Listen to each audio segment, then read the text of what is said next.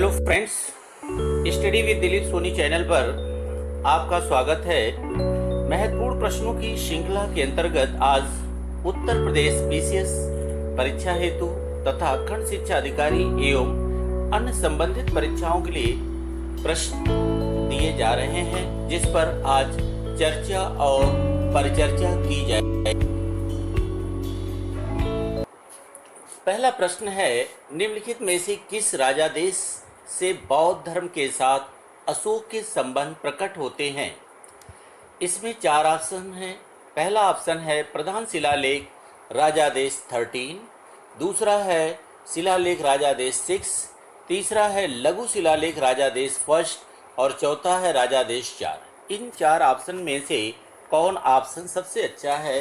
तो इसको समझिए इस तरह से कि प्रथम राजादेश 4 में स्तंभ राजादेश 4 में अशोक के अभिषेक के 13वें वर्ष में बौद्ध धर्म के प्रचार के लिए अशोक ने पदाधिकारियों का एक नवीन वर्ग बनाया, जिसे महामात्र या धम्म महामात्र के नाम से भी जाना गया है।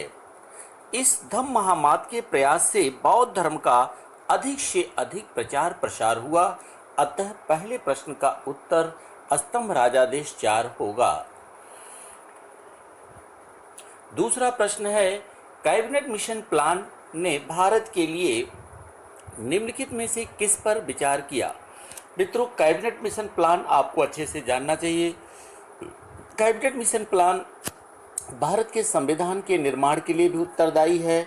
इसी कैबिनेट मिशन प्लान जो 1946 में 1946 में आया था, इसने भारत के संविधान के निर्माण के लिए 389 सदस्यीय एक संविधान के निर्माण की सिफारिश की थी और जिसे स्वीकार कर लिया गया, क्योंकि कैबिनेट मिशन ने भारत में लंबे समय से चली आ रही मांग संप्रभुता की मांग को पहली बार स्वीकार किया। और कैबिनेट मिशन प्लान के अंतर्गत प्रश्न के अनुसार किस पर विचार किया गया? पहला है महासंघ, दूसरा है परिसंघ, तीसरा है परिसंघ कॉन्फेडरेशन, तीसरा है यूनिटरी सिस्टम एकात्मक शासन प्रणाली और चौथा है राज्यों का संघ यूनियन ऑफ द स्टेट। तो मित्रों, आपको याद होगा भारत के संविधान के अनुच्छेद 1 के अंतर्गत अनुच्छेद 1 में क्या लिखा है? India is the union of the state. इसका मतलब है कि कैबिनेट मिशन ने राज्यों के संघ को स्वीकार किया है। तीसरा प्रश्न है, लोकपाल संस्था के सृजन की अनुशंसा या सिफारिश सर्वप्रथम किसके द्वारा की गई थी? लोकपाल संस्था, एक चीज याद करिए, इसका उद्देश्य है भ्रष्टाचार को सर्वोच्च स्तर से समाप्त करना।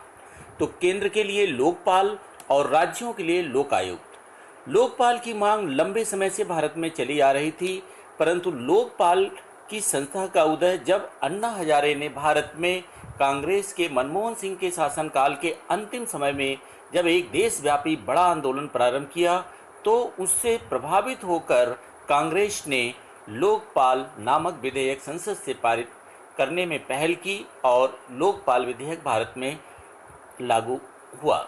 तो इस तरह से लोकपाल संस्था भ्रष्टाचार को सर्वोच्च स्तर से समाप्त करने की सिफारिश थी। परंतु प्रश्न है कि सर्वप्रथम लोकपाल संस्था के सृजन की अनुशंसा या सिफारिश किसके रिपोर्ट में की गई थी, यानी सर्वप्रथम किसके द्वारा की गई थी?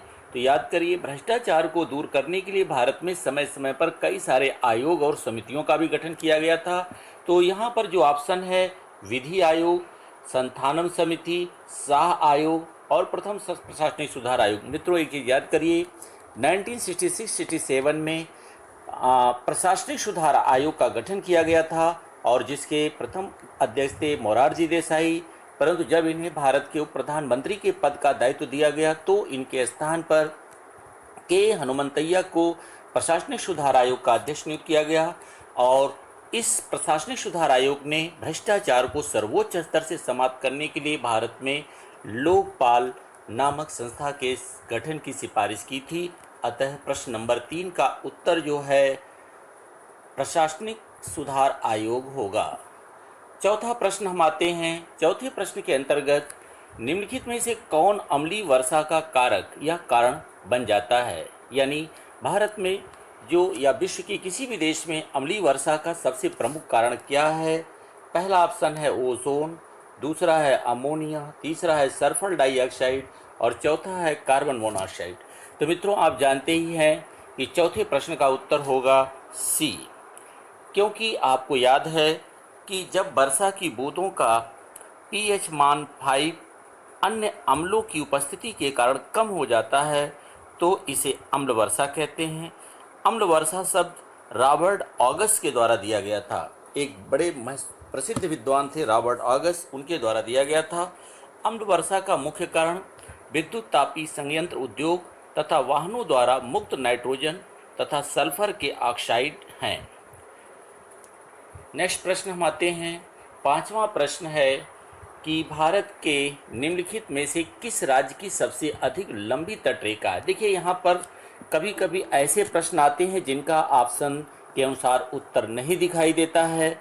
यहाँ पर हमें ध्यान रखना है कि प्रश्न के अनुसार सबसे लंबी तटरेखा क्या है। चूँकि यहाँ पर लंबी तटरेखा के अंतर्गत पहला ऑप्शन उड़ीसा है, दूसरा ऑप्शन तमिलनाडु है, तीसरा ऑप्शन कर्नाटक है और चौथा ऑप्शन पश्चिम बंगाल है। तो प्रश्न के अंतर्गत दिए गए विकल्पों के आधार पर यहाँ पर भारत की जो सबसे लंबी तटरेखा होगी वह आपकी तमिलनाडु होगी, क्योंकि तमिलनाडु एक ऐसा राज्य है जिसकी सीमा के भीतर पूर्वी और पश्चिमी घाट पड़ते हैं। यह भारत का सबसे दक्षिणतम स्थित राज्य है। उत्तर में आंध्र प्रदेश, पश्चिम में केरल, दक्षिण में हिंद महासागर और पूर्व में बंगाल की खाड़ी है।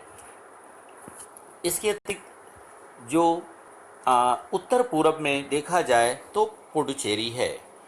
तो भारत में सबसे अधिक लंबी तट वाली रेखा गुजरात के बाद दूसरे नंबर पर तमिलनाडु है। अतः प्रश्न के अनुसार उत्तर बी सही होगा। अब हम आते हैं छठे प्रश्न पर।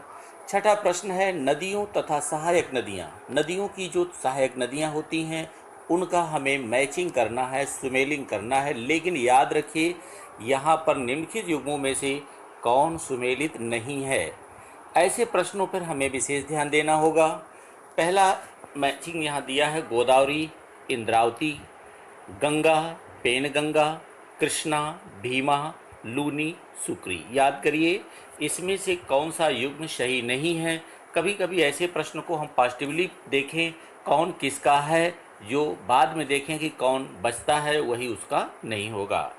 तो इसके अनुसार अगर हम देखें तो गंगा की जो सहायक नदियां हैं वो चंबल, सोन, बेतवा, दक्षिणी टोंस आदि हैं। तो गंगा की जो सहायक नदियां हैं वो चंबल हैं, सोन हैं, बेतवा हैं या दक्षिणी टोंस आदि हैं। अगर हम गोदावरी की सहायक नदियों की चर्चा करें तो गोदावरी दक्षिण भारत की एक बहुत ही प्रसिद्ध नदी है। इसकी जो सहायक नदियों में इंद्रावती है, मंजिरा है, प्राणहिता है। अब हम आते हैं कृष्णा नदी, जो दक्षिण भारत की एक प्रमुख नदी है। कृष्णा नदी की जो सहायक नदी जो है तुंगभद्रा, घाटप्रभा, मूसी है, भीमा है। और लास्ट में हम आते हैं चौथे ऑप्शन लूनी। लूनी नदी भारत की एकमात्र अंतर्वाही नदी है और इस लूनी नदी की जो सहायक नदी के रूप में जाना जाता है वह है जोवाई, शुक्री और जोजारी। तो इस तरह से अगर हम देखें तो शुक्री यहाँ आ गया है, भीमा यहाँ आ गया है, इंद्रावती भी आ गई है।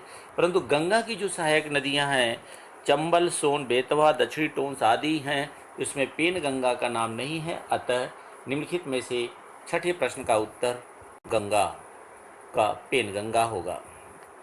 नेक्स्ट, अब हम आते हैं नेक्स्ट प्रश्न पर। पेयजल के लिए पीएच की वांछनीय सीमा क्या है? जो शुद्ध जल हम पीते हैं पानी पीने के लिए जो वांछनीय सीमा है उस सीमा के अंतर्गत क्या है पीएच मान? तो याद करिए, पहला ऑप्शन है 6.5 टू 8.5, दूसरा ऑप्शन है 5.0 से लेकर 6.5, तीसरा ऑप्शन है 6.5 से लेकर 7 और चौथा ऑप्शन है 7.0 से लेकर 8.5 तक। तो इसमें मित्रों याद रखिए, बहुत आराम से इसको याद कर लीजिए कि पेयजल के लिए जो पीएच की वांछनीय सीमा है वह है 6.5 टू 7, यानी जिसका पीएच मान 7 होता है वह पेयजल के लिए वांछनीय होता है। अब हम आते हैं 8वें प्रश्न पर। भारत भारत के निम्नलिखित में से किस राज्य के सर्वाधिक क्षेत्र में वन आच्छादित है? वन भारत के लिए बहुत ही महत्वपूर्ण है।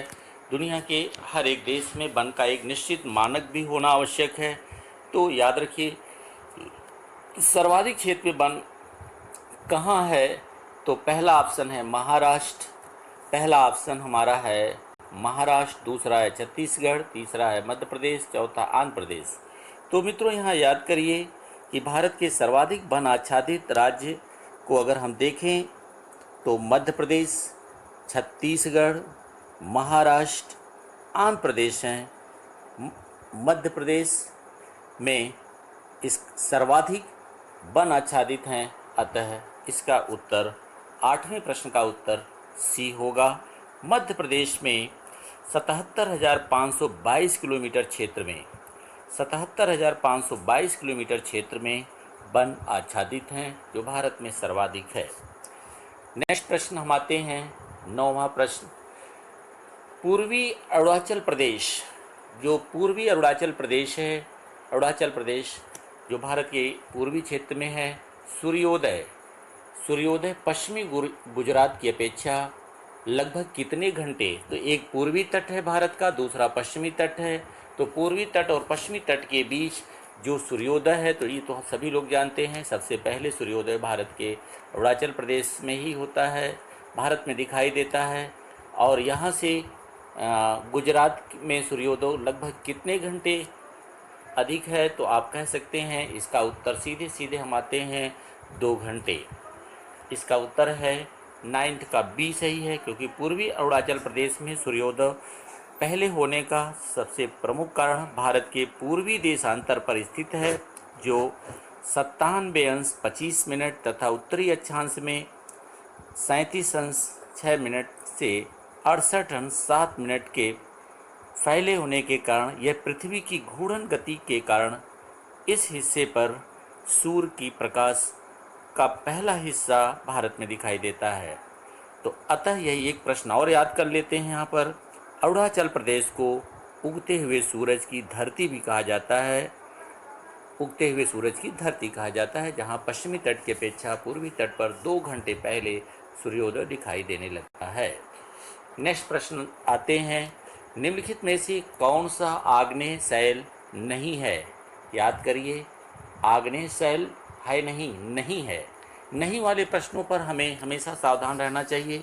अभी मैं एक बड़ी छोटी श्रृंखला लेकर आपके बीच आया हूं, और अब इस श्रृंखला को आपके परीक्षा तक लगातार महत्वपूर्ण प्रश्नों तथा करंट के साथ भी जोड़कर प्रयास करूंगा कि ज़्यादा से ज़्यादा प्रश्न आपके बीच लाऊं, ताकि आप अपने समय का अच्छे से अपडेट भी करते रहिए। और ये कोशिश रहेगी कि मेरी अधिक से अधिक प्रश्न आपके बीच आए। जब तक आप घर पर बैठे हैं, अपना अभ्यास और इसे 2 से 3 बार पढ़कर याद कर लें। अतः यदि आपने अभी study with Dilip Soni channel को यूट्यूब पर सब्सक्राइब नहीं किए हैं, एक बार सब्सक्राइब कर लें, जिससे आने वाले सारे प्रश्न आप आसानी से प्राप्त होते रहें। तो यहाँ पर मित्रों प्रश्न है आग्नेय शैल नहीं है। पहला ऑप्शन है गैब्रो, दूसरा है ग्रेनाइट, तीसरा है डोलोमाइट और चौथा है बेसाल्ट। तो इनमें आपको ध्यान देना है कि आग्नेय शैल नहीं है। तो अगर आपको ये नहीं याद है तो है कौन सा, याद कर लीजिए। ग्रेनाइट भी है, बेसाल्ट भी है, गैब्रो भी है, इसका मतलब है डोलोमाइट नहीं है। तो याद करिए, इसमें डोलोमाइट आग्नेय शैल के रूप में नहीं है, क्योंकि आग्नेय चट्टान का निर्माण धरातल के नीचे स्थित तप्त और तरल चट्टानी पदार्थ से होता है, और इन शैलों की उत्पत्ति गैब्रो, ग्रेनाइट और बेसाल्ट के रूप में होती है। तो अतः डोलोमाइट आग्नेय शैल के अंतर्गत नहीं आता है। तो इस तरह से यहाँ पर कई महत्वपूर्ण प्रश्नों को आपने अध्ययन किया। इसकी श्रृंखला लगातार चलती रहेगी, और हमें उम्मीद है कि आप अधिक से अधिक इस प्रश्न को अच्छे से तैयार करेंगे और लगातार आप इन प्रश्नों के साथ जुड़े रहेंगे। आपको बहुत बहुत धन्यवाद।